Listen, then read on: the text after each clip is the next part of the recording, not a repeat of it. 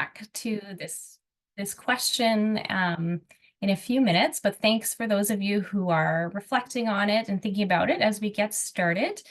But yes, welcome to our session. It's about a workshop that my colleague and Alyssa and I do together called Speak Up, and we're going to look at supporting students with communication skills for academic success. And I'm Lydia. My pronouns are she, her. And I work at Student Academic Success Services on campus, along with the Queen's University International Center, where I help get international students and multilingual students connected to the academic skills support that we have available at SASS, or Student Academic Success Services. And I also just want to take a moment before I pass it off to my colleague Alyssa to recognize that we are located on the traditional territory of the Anishinaabe and Haudenosaunee. And a lot of what we're going to be talking about today is around academic English. And academic English has been used in educational contexts, to silence the diversity of ideas from languages and cultures, especially Indigenous ones. And I'd like us to consider how individually and collectively we can support moves towards linguistic justice and language revitalization for the Indigenous languages and cultures on whose lands we find ourselves. So if you want to keep that in the back of your mind as we explore this topic today, and think about what connections could be made. All right. Good morning, everyone. My name is Alyssa. My pronouns are she, her, and I work with Lydia at Student Academic Success Services. And my role there is specifically to support students who have English as an additional language with the skills that they need to be successful at Queen's. So you can see we've got our 3 goals for this session up on that slide. But before I kind of go over those 3 goals, I want to put in your mind that we have 2 tasks for you today. So we know there's a variety of folks here who wear different hats at this university, and many of you are probably, graduate students yourselves or students in some capacity. So on the one hand, we want you thinking about your role as educators and how you shape the dynamics of your learning environment, specifically by how you structure academic conversations. And then on the other hand, we want you thinking about us at SASS and how we can support you as well as all students through our programs and services. So more specifically, these are the things that we're really hoping you folks get out of the session today. The first is to reflect on how you can support students to display their strengths while continuing to develop their academic skills. So really thinking about supporting that holistic learning in the classroom. The second is to develop an awareness of how language can be used to make expectations explicit. How are we talking about the things that we're looking for the students in our learning environments to do, and how could we communicate those expectations better? And then finally, to learn about Student Academic Success Services and how we can support you both inside of your classroom as well as beyond the boundaries of your learning environments. So how we're going to do this today, to break this down, we're going to spend a little bit of time talking about Student Academic Success Services, so that in case you don't know about us or you've only heard a little bit about us, hopefully you can get a bit more information about how we can support you and the students that you're working with on campus. And then we're going to spend some time talking about speaking skills at university. And then we're going to look at one of the workshops that my colleague Alyssa and I facilitate together called Speak Up, Academic Communication Skills. And we're going to give you a little bit of a sample of this workshop. And then we want to make sure we have some time for questions and discussions. So before we get into talking about SASS, I want to return to that question that was up on the screen at the beginning of our session today, and think a bit more about that. So the question that was up on the screen for those of you who weren't here right at the beginning or who might have forgotten already, what are the skills students need to be successful in classroom discussions? And so it also talked about how this is actually a really important skills at Queen's. So in some different educational contexts, maybe students haven't had a lot of experience with that before. Maybe this isn't an important part of the learning process, but at Queen's, it's something that happens in a lot of classrooms. And so with that question in mind, we saw some skills come up in our chat there. Thanks, Geraldine, about, requiring confidence, requiring language skills, and also a sense of understanding or inquiry. So maybe some curiosity there as well. And I think we want to kind of flip that and think for a moment, so these skills and many of the other skills, right, that students need to be able to contribute to a discussion, like making applications and analyzing ideas, engaging in critical thinking, knowing how to ask, check for comprehension. So there's a lot of different ways we participate, right, in academic discussions, how to agree or disagree with an idea. But how do students learn these classroom discussion skills? And so I'm curious if we want to take a few minutes, you're welcome to give you a minute to put something in the chat. You're also welcome to raise your hand and turn on your mic if you feel comfortable to do that. But I'd love to hear if anyone has some thoughts or experiences about, how do students learn these classroom discussion skills?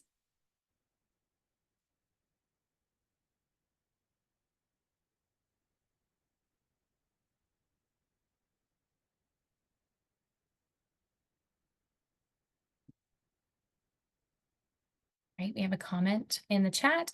Experience and practice helps students gain capacity to participate. And yeah, that's really important, right? Having these spaces where they get to have some experience, some practice doing these skills, and hopefully gaining, right, that confidence that we were just referring to. Practice and feedback. Yeah, so are we giving students opportunities to receive feedback on their discussions and kind of scaffolding it over time as well?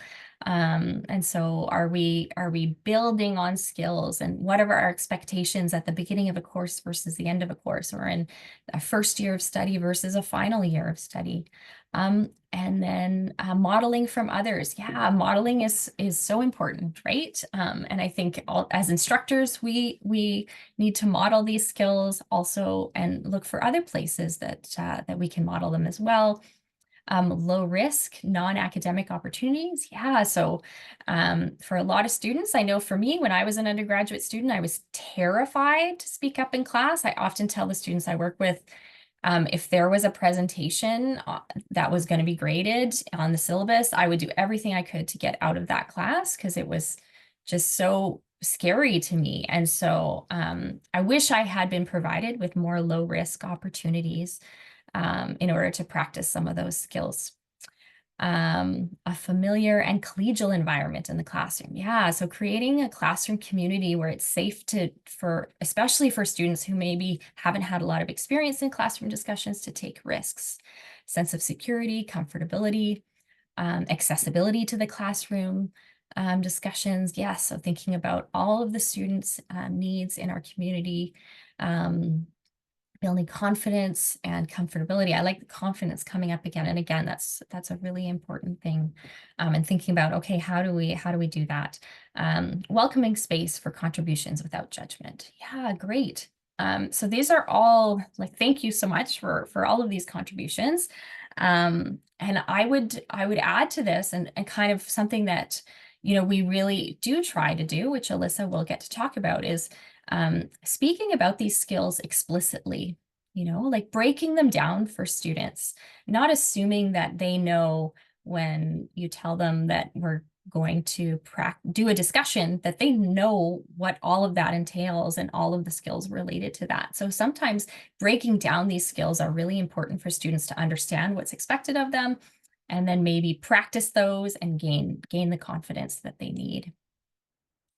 So we're going to talk more about all of that in our session today.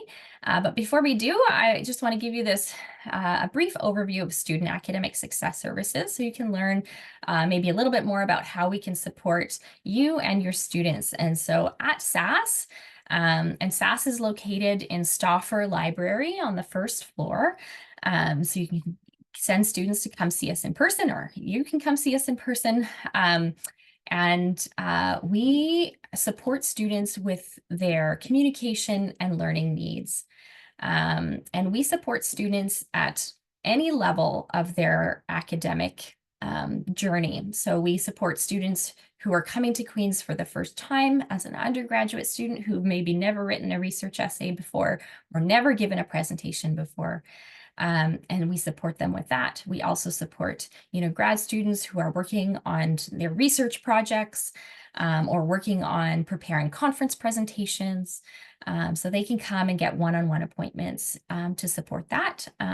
We have academic skills appointments where students can get support with time management and reading skills, managing all the reading that they have to do. We also have writing appointments, which really focus on the different writing assignments and projects that students want support with.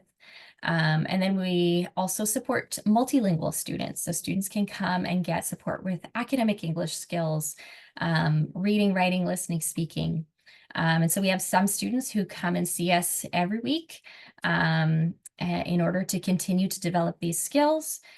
We have students who feel like they're struggling and they want support, but we also have students who are incredibly successful, but just want to continue to develop their skills. And then aside from appointments, we also offer workshops both at SASS and online and in person. And then we also come to classes. So you can invite people from SASS to come and speak in your classes. And then we also have a lot of online tutorials and resources on our website at sass.queensu.ca. This is where you can send students to book appointments as well. And you can, if you want to take a look at our resources, there are things that you can include as part of your course. If you're interested, you can link to on Q.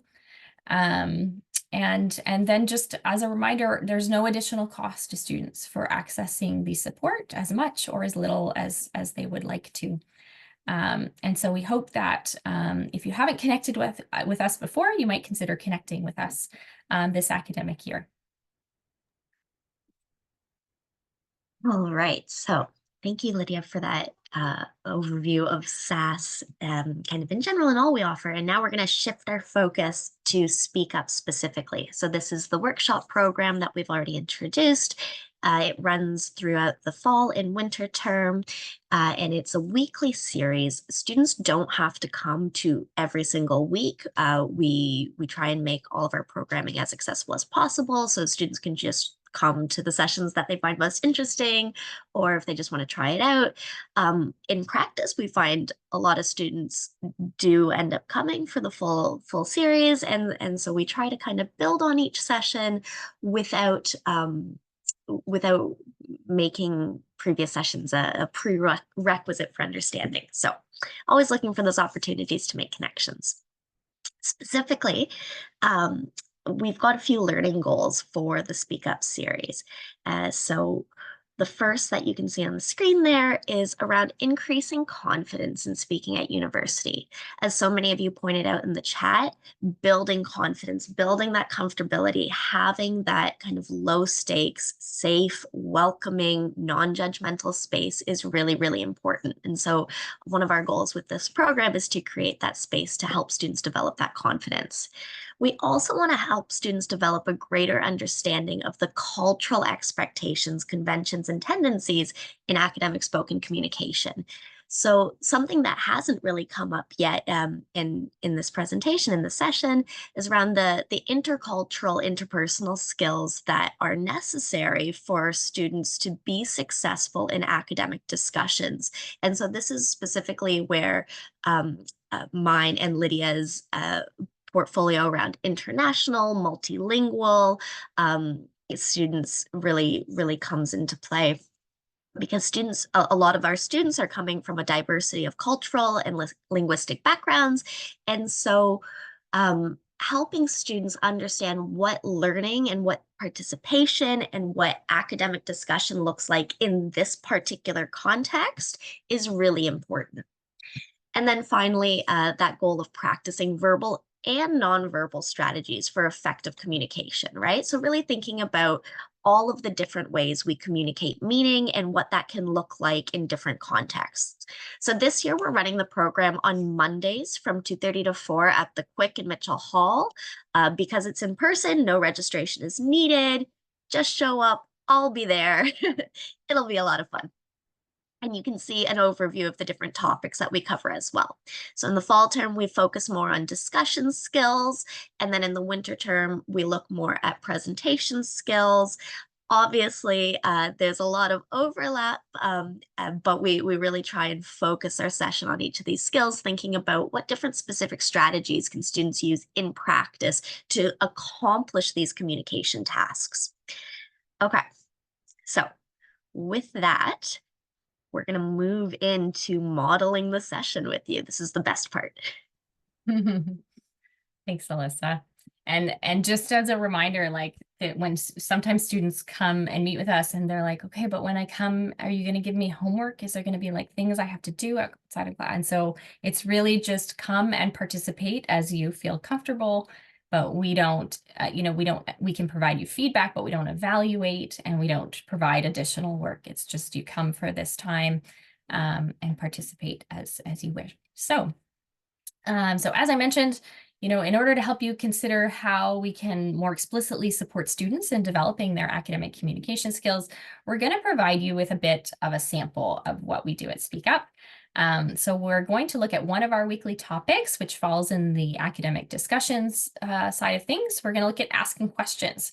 And so we probably won't have enough time to go through everything we would usually do in a session, right? These are usually 90-minute sessions, but we're hoping it'll give you an idea of what we do and maybe help you reflect on some of the questions we asked earlier in the session, and think about how you're doing this in your classroom and those kinds of things. So throughout the sample session, we will kind of break the fourth wall, and we will provide some explanation about what we're doing or why we were doing or what we would usually do instead of actually maybe doing it with you. And Alyssa has just put the handout for the session in there as well. And so this might be helpful for you to look over and see kind of how we break down the skill and the information that we provide. And then also there are some example phrases that students find really helpful, who are, especially those who are maybe a bit unfamiliar or really looking to prepare before a discussion happens. Having those kinds of samples for them can be really, or like think about them as maybe formulas, can be really helpful. And so maybe you want to try to use those during our little sample here as well. So Speak Up. As I mentioned, we're going to be talking about asking questions today.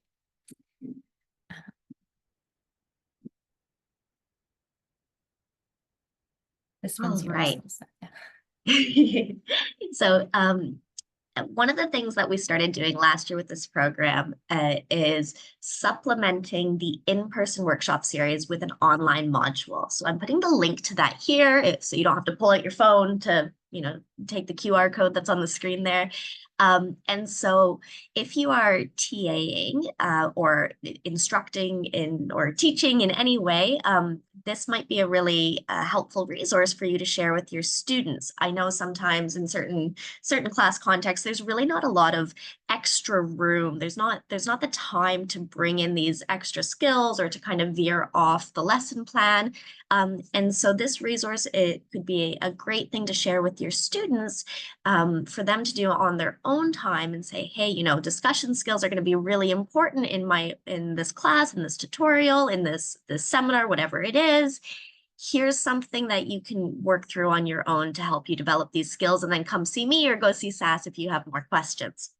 The online module also will parallel the workshop. And so we've done this kind of, as Lydia was saying, as another way of making this program really accessible and easy for students to follow. All right. Oh, what you will see if you start going through the module 2, I'll just quickly mention, is there is a reading task. There's a few different interactive pieces there. We're not going to do all of the interactive pieces that you can see in that module, as Lydia said, in the interest of time. And even when we do the workshop in person with students, we just focus on the practice tasks, the practice activities around the video, because we find that more engaging and just a more efficient use of our time in session. So at Speak Up today, in this topic about asking questions, we want you to think about how part of learning and being a successful student is asking good questions. You're not expected to know everything, so asking questions can help you comprehend new information. Asking questions can also help you show your critical thinking.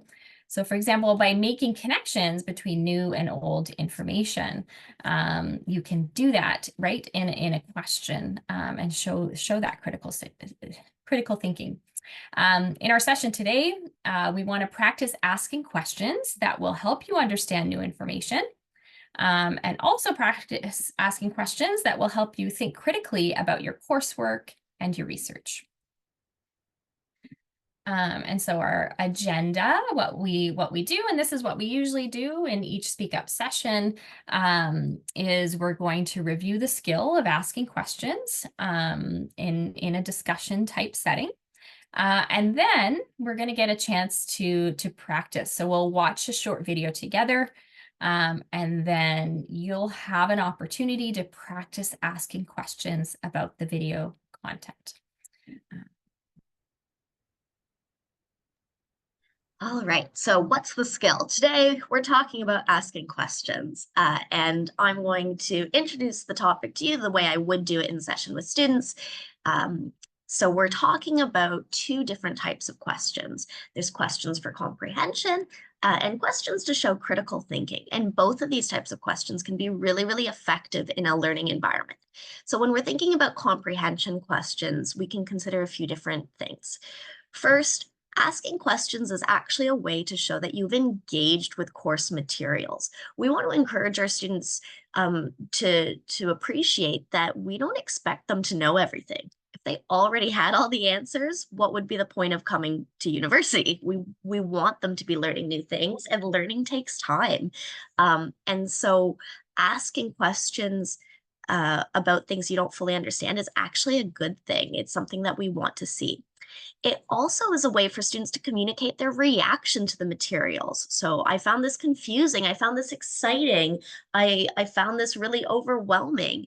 Not only do those questions show that engagement, but they help us as educators know where we need to go. What do we need to focus on? What do we need to spend more time with? What could we spend more time with because the students seem really energized by it? Asking questions for comprehension is also a way that students can demonstrate that they've tried applying something. I don't understand how this works. I tried to do it in XYZ context and I just couldn't get it to work for me. Can you help, right? So showing that engagement again. And finally, asking questions for comprehension shows that you have a genuine interest in developing your understanding, right? We want to see students showing us that interest. We want to see them developing that passion for whatever the subject is. And questions is a way that they can do that. On the other side, we've got questions to demonstrate critical thinking. So asking questions can be a way of offering a tentative analysis of something, or maybe proposing a connection between multiple course concepts. Something like, I was wondering if we can think about X in connection to Y. They seem to be functioning in the same way. And does anybody else, asking these kinds of questions to further the collective thinking rather. And this is also a way students can explore the implications of the ideas that are presented in whatever we've assigned them, right? So why are we reading these texts? Why are we doing these experiments? What does this all mean? Why is it significant? These critical thinking questions can help us understand where students are going in their thinking. And critical thinking questions are a really great way to engage in that social aspect of learning, right? They're an opportunity to rely on your peers to help you develop your ideas or to ask your peers to fill in the gaps and really facilitate those conversations. All right. So why do you need it, right? I think that this is really important. Anytime we're teaching anything, we want to tell students why we're teaching it to them. What's the point? How are they going to use this skill? How are they going to use this knowledge? And so when we're thinking about asking questions in an academic setting, we can think about how good questions demonstrate that you've done the work. You've thought about the ideas, you've practiced applying the concepts, and you genuinely have an interest. So if we're thinking about things in an evaluation context, which most students are, questions are a way to show the person who's evaluating you where you're at in the work and that you've done the work.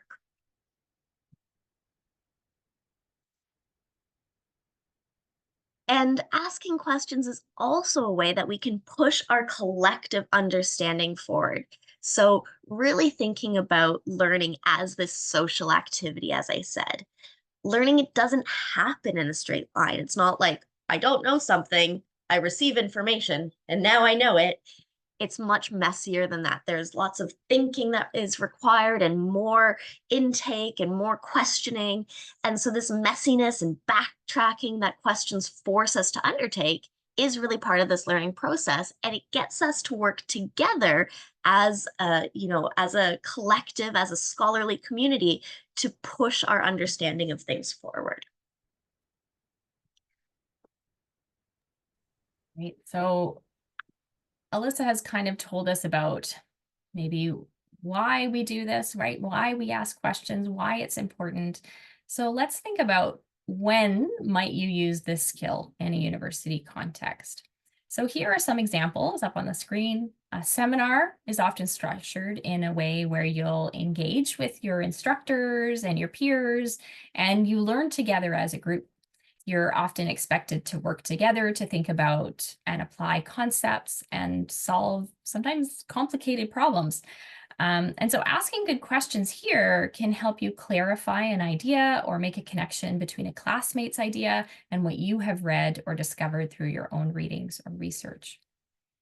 A tutorial can support or extend the learning that happens in class. So here you can ask questions to better understand lectures and readings, or make a connection between the two. Lab work and experiments often involve hypothesizing, which involves asking a lot of questions and trying to decide which question maybe you're going to focus on and experiment with. And then to share critical insights into how an experiment is going. So questions can be an important part of making a plan, or maybe pivoting a plan as you learn new things, or reflecting after the experiment is complete as well. So thinking about what you've been able to take away perhaps from an experiment. And so how can you do it? So here are some maybe different steps involved as you think about asking questions in the different discussions that you're going to take part in. And so, you want to signal that you've tried to understand, that you've made an effort with the material, right? You've engaged with it. So for example, you could say, after the author describes X, they get into Y. Can you help me understand that connection? So you've kind of maybe summarized or paraphrased something, right, from a reading, and then you show that you've engaged with it in some way, you've understood it in some way, but you're looking to further that understanding. And then you want to make connections with ideas that you do understand. And instead of always, asking for direct answers, consider asking for advice on how you might find the answers yourself. So for example, instead of saying, how do I do X? You could say, where can I find information on how to do X? So you're looking for some support, but then you're also taking some responsibility in that learning process as well through that kind of question. And then you want to use clear question words like how, where, when, why, and what to ensure you get the answer that you're looking for, right? Because each of those question words is going to lead the person you're having a discussion with to answer in a bit of a different way.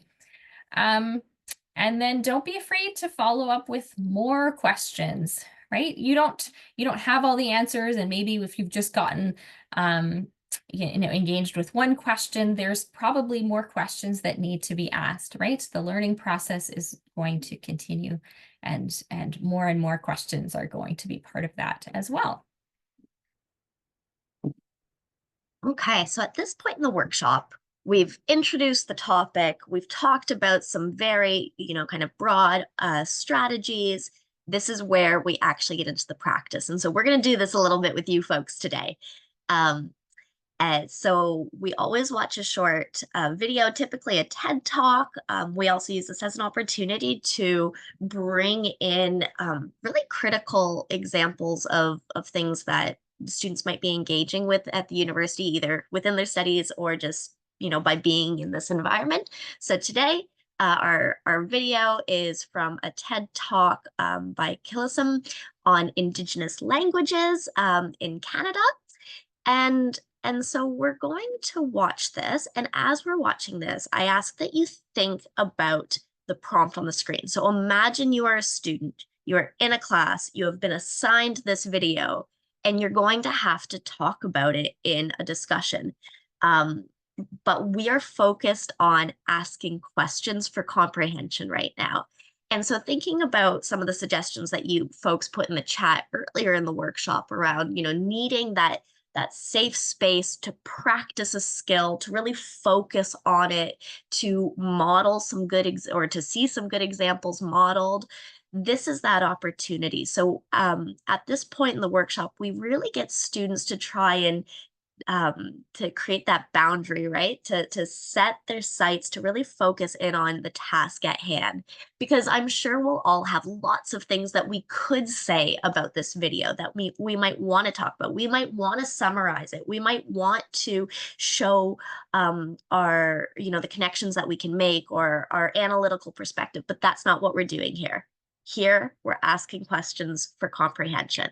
So the prompt that we have for you is there anything that Alyssa discusses that is unclear for you? So it could be something big, like the central theme of this talk, or it could be something really small, like a particular word or a phrase that's used, or maybe an example. So nothing, there's no strict type of question you need to ask, as long as you're asking a question.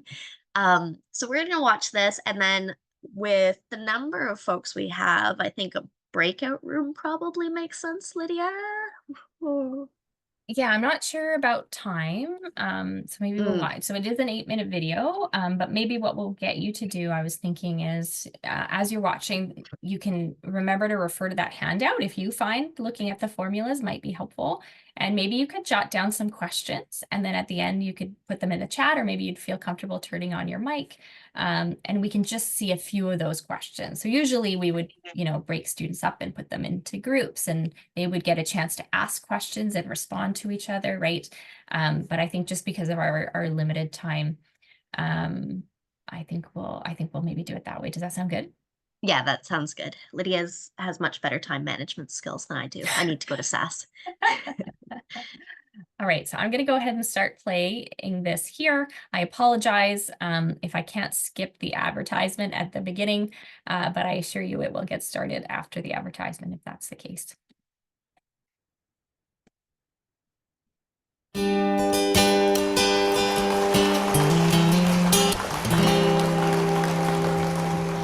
Tanoia, Anagreto, Nesta Anskal Salem, Tanachin Schotmish Ochomelch.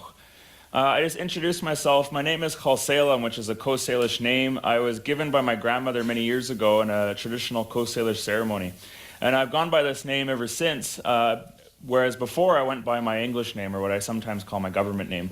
I don't identify myself with that name anymore because I made a commitment, a personal commitment for myself, that as somebody who was learning my language, my Indigenous language, and as somebody who wanted to promote and strengthen the connection to my Indigenous language, I thought, why not identify myself and go out into the world with my Indigenous name that comes from my Indigenous language? And so I've done that ever since. And part of living by this name, this Indigenous name that comes from this territory that I grew up in, is that it invites me to engage people all the time in a practice of humility and patience, which are both very useful values to have when you're a language teacher, which I have been for the last few years. Because every time I meet somebody, it's constantly a reminder, a practice of how I can be generous and kind and with teaching people how to pronounce my name. And so many people are very, very self-conscious about whether they're going to say my name correctly or wrongly and all that kind of stuff. But when you're learning a language, it's really important to make mistakes. And it's really important that you learn to make mistakes, and that making mistakes is a good thing to do. So one of my dreams over the last few years has been to see the return of my people's language. The Squamish language is one of the most endangered languages in British Columbia. The First Peoples Cultural Council in 2014 released a report on the status of BC First Nations languages. And out of the many languages that exist in BC, Squamish was in the top 3. What that meant was we only have a handful of speakers who are over the age of 75. Most of them are elderly. And it's something that if we don't do something drastic in our lifetime, we're going to see the decline and eventually extinction of our language. However, the story is actually not one of a dying language. The census that has just come out from Canada is showing that Indigenous language speakers across the country is going up. The First Peoples Cultural Council report in 2014 showed that the number of language learners is going up. And so the myth of dying Indigenous language is actually not true. Young people like myself are committing themselves to becoming speakers of our Indigenous languages. And this is despite any major program being done by Canada to support Indigenous languages. Just in the last few years, the government of Canada only funded languages at about $5 million a year, compared to English and French, which receive close to $1 billion a year in government funding. So one of the things that I'm on a mission to share with the rest of the world and with Canadians is that I think Indigenous languages would make Canada a far more Indigenous place, and I think it would make Canada a far more interesting place. That Canada has this rich history, that it is now part of it, that we as Indigenous people have been invited into, and we're now engaging in a conversation about how do we achieve reconciliation between Indigenous people and Canada. Now, we know through the history of residential schools that the impact on Indigenous languages has been severe, and it has been as a direct result of the policies of the residential school era. My own grandmother went to residential school for 10 years, and she spoke our language before she had gone when she was taken at 7 years old. But when she had graduated in 1947, she couldn't speak her language. And the reason for this was during the years that she was in that residential school in North Vancouver at St. Paul's, she was met with violence and physical abuse and an outright policy against the use of her language in the school. It was a policy of extermination of our cultural identity, but also our language. Now, I think about that, and I think about that policy, and if reconciliation is about repairing the relationship between Indigenous people and Canadians and Canadian society, what would it look like to have that policy of the residential school in reverse? What would it look like if there was a policy and a law that said that Indigenous people had the right to have their children educated in their Indigenous language? And it's the interesting thing is the reason I have that idea is not because it came out of somewhere else. That's because that idea actually comes from Canada. In Canada, if you are an English or French speaker, you have the right to have your children educated in your language. That is not a right that is extended to Indigenous languages yet. And so my invitation to people is that I think Canada would be a more interesting place if Indigenous languages were thriving. And they can.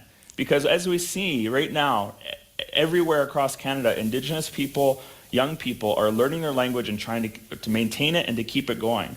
And that's despite any major support from government or from the rest of Canadian society. Now, I think that there is a possibility that our communities, if they wanted, could make Indigenous languages accessible and in our public schools and our schools around the province and around the country, with the support of Indigenous communities that want to gift our Indigenous languages to Canadians as an example of a meaningful reconciliation between our communities. And I think that, as I said before, I think Canada would be a far more interesting place. When you travel around the world and you go to different communities around the world, one of the things that is very apparent is that when you travel places, the language of that community, the language of the people, the language of that country really informs the culture, the identity, and the community of that place. And there are 60 Indigenous languages in Canada. Most of them are in BC. And many of them are in a state of decline. And many of them are starting to come back with young people learning the language. So we're at this dichotomy where some are declining and some are coming back. But I think that if we were to extend those types of language rights to Indigenous language speakers and make that right extended to all Canadians so that if it was available in your school, that it would be a gift to everybody to come and learn the Indigenous language of the territory in which those children are being raised. And I think that's actually a really fundamental shift in the consciousness of our identity. The way that many years ago, there was a shift in consciousness around the identity between English and French culture that makes up Canada. And I think it's time now, as we enter into the 21st century, that there is a possibility that we can add and really elevate the value of Indigenous cultures and languages, but that is something that going forward becomes a part of us as the way that French and English has in the past. And I think that there is a way to do it. There is a lot of successful models around how to revitalize Indigenous languages, and that this should be led by Indigenous communities who are doing the work. But there is something really beautiful about hearing the languages of the lands that we come from. And I think that for all of the work that is happening to repair this relationship, from doing territorial acknowledgement at the beginning of school assemblies, to having landmarkers placed on our territory again, like carvings and welcome figures, that I think the next step in that relationship building, that step that we take together, is actually going to be about families and communities supporting the revitalization of Indigenous languages, so that becomes something that we all share in as we understand our place in the world and our place in our community as this new relationship that we're forming together. And I think that that's what will happen if we all believe that Canada would be a far more interesting place with thriving Indigenous languages. So, thank you.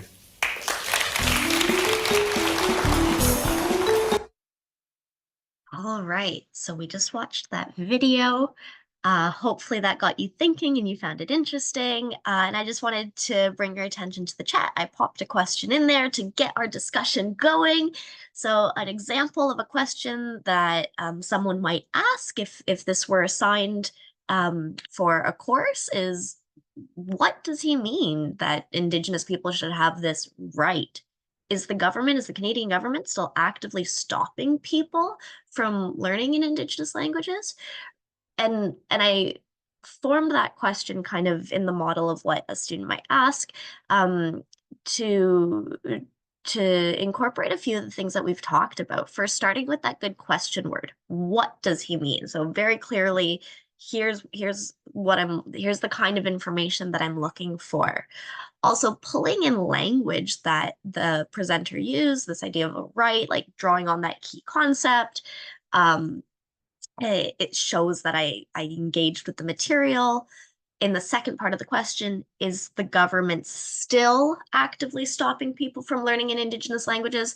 That shows what I understood from the video. I understand that there used to be policies during the residential school era that were actively limiting students from accessing their Indigenous languages. So a question like this, we might talk about it in the workshop when students share the kinds of responses that they've come up with for the prompt. We always try to provide feedback on the strengths of what they've shared. Oh, I really like how you used that question word. I like how you showed me what you understood from the video. That was really great.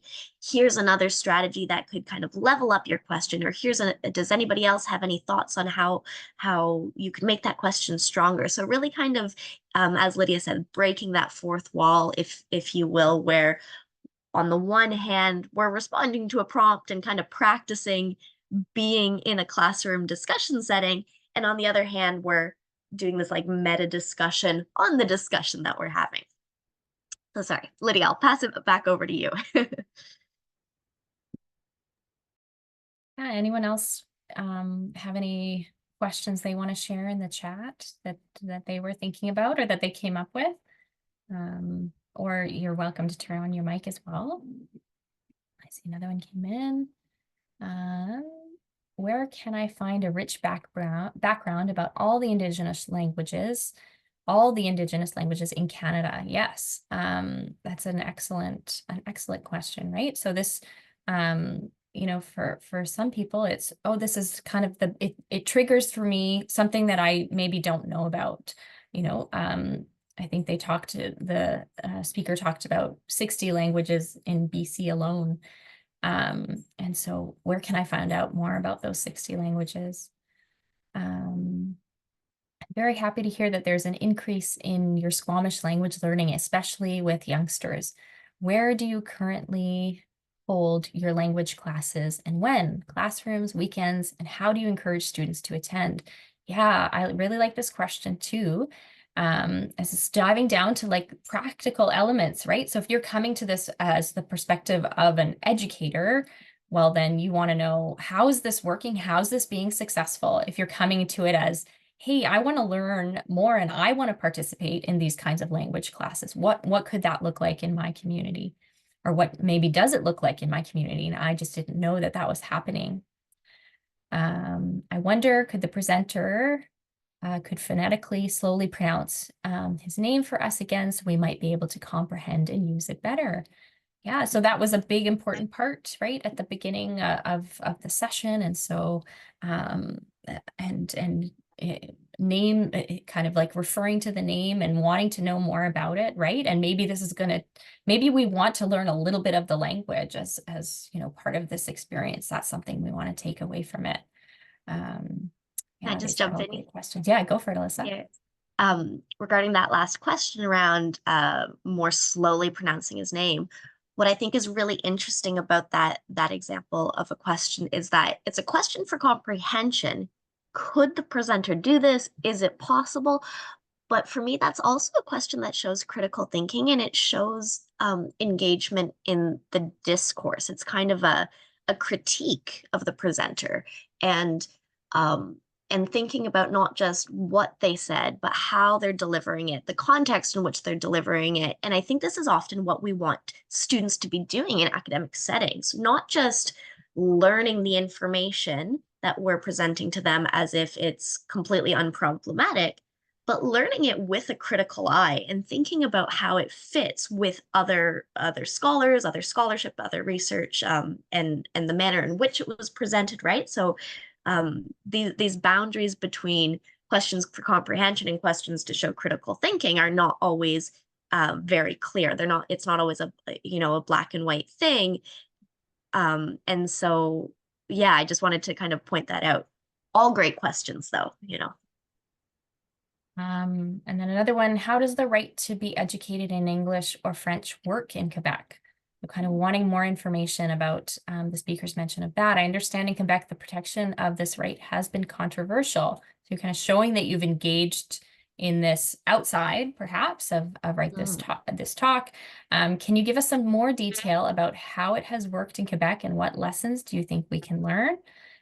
Yeah, so if you think the person you're asking the question to has that kind of information, you could also phrase it as, where would you recommend I find more information about this?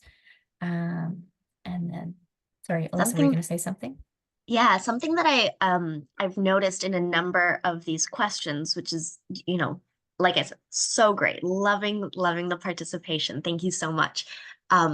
If this were an actual Speak Up workshop session and you folks were attendees and I was facilitating the session, I might point out this trend that I'm noticing where some of the questions, or at least in parts of the questions, were kind of directing questions at Kilsalem, at the presenter in the video, right? And so this would be an opportunity, I think, to talk to students about maybe reported speech verbs, like being really clear about who's saying what, who's your question to. So instead of saying something like, how many students, or I don't like, instead of directing a question at the presenter in the video that was assigned for this class, I might say, he said this, the presenter noted this. Teacher, how can we find more information about that? Or that statistic seems to be mismatched with what we're talking about in this context. I'm not giving a good example here. You can tell that like this is, I don't have a script in front of me. So Lydia, I don't know if you can help, articulate this more clearly, but I'm thinking about how we want to help students indicate who they're talking to and be mindful of where information is coming from and where it's being directed. Mm-hmm. Yeah. So thinking about that, again, the importance of thinking about that context of the conversation, right? If you're in a group of students, fellow students, maybe, you're not sure what people maybe know or don't know, or if you're in a class together, it's kind of like, okay, well, you know that we at least have all the information that's been shared in our readings or our lectures, but you're not sure maybe of what is the additional information people in that group might know, or that instructor might know as well. Yeah, these have all been great questions. And so usually kind of after this discussion, we would move on and we would look at the next part, which is questions to show your thinking, your critical thinking. And so we would talk about that. And then we would try to kind of bring it together where you get an opportunity to practice the critical thinking part of things and maybe the comprehension as well. Often when we're doing this in our sessions, we watch a video and there's a short reading that goes with it or an excerpt from a reading, and we're trying to maybe make connections between those two things as well. And then we have a part where we kind of talk about the importance of bringing it all together, everything we've learned today, and maybe thinking about how you're going to use it going forward in your class. So I know we are just about out of time. And so this, Alyssa, I don't know if you want to speak to this slide very quickly.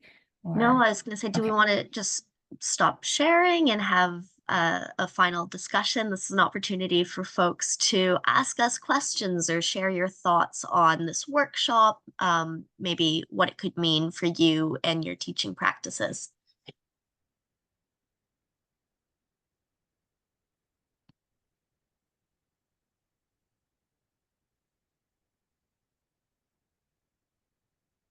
Nushin?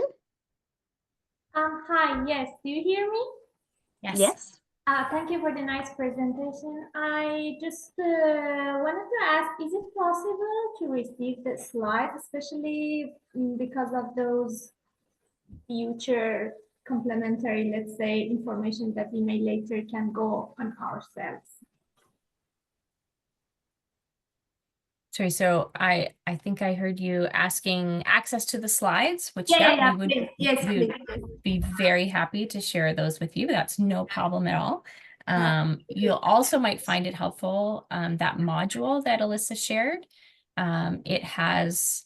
It kind of goes over also what we do in the slide. So if you were ever thinking about either using this for yourself or using it for a student, it provides kind of a lot of the commentary that we provided, right? So giving you more information that's just what's on the slide. But yeah, we'd be happy to share those slides with the CTL and they can share them with all of you.